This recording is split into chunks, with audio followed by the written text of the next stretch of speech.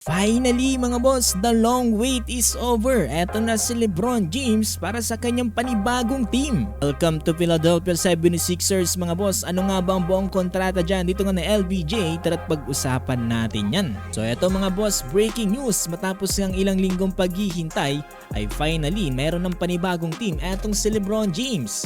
Ayon nga dito kay Shams Charania, etong si LBJ ay pumirma ng kontrata dito nga para sa Philadelphia 76ers for a 2-year, $8 million deal with a player option. Ang totoo nga ang sinabi ni Shams Charania na etong si LeBron ay mukhang pipiliin etong team na sa tingin niya ay magpapasaya sa kanya, sa tingin niya na magdadala sa kanya ng isa pang NBA championship. Napakasolid ngayon mga boss ng panibagong lineup ng Philadelphia 76ers dahil ito lang naman ay binubuo nila Tyrese Maxey, VJ Edgecombe, Jaylen Brown, LeBron James at Joel Embiid.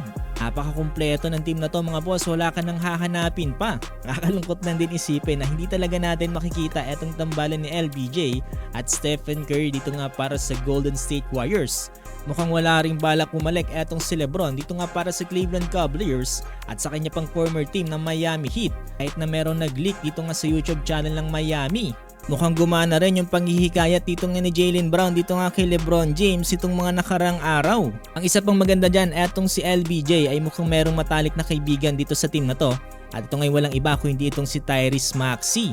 And mga boss, wag niyong kakalimutang i-like itong ating video at paki-follow na rin po sana mga boss itong ating page para nga sa mga susunod na balita patungkol nga dito kay LeBron. Wakas mga boss, no, akala ko aabutin pa ng ilang buwan bago magdesisyon etong si Lolo Bron eh.